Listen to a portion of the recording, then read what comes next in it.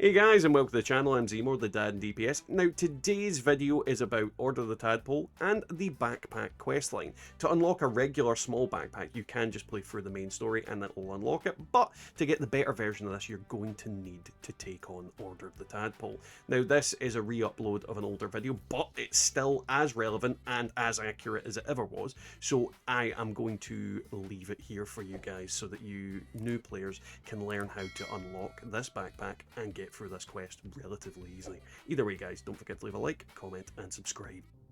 So to start this quest, you could go straight to the Pioneer Scout Camp, but if you don't have that, find a railway station and a Pioneer Scout poster. They're usually located on an information board somewhere in most of the railway stations throughout the game. Now once you have the quest and you are in the location, make sure you head over to the scout leader, Mr. Handy, that's there, and that will start your quest properly. I hate this guy. I hate this quest. It's horrible. Now this first section comes in two parts and can be done in any order, but let's start off with the first one, which I usually do is Dolly Sod's Wilderness, and the quest Stings and Things. The quest itself is pretty simple and repeatable.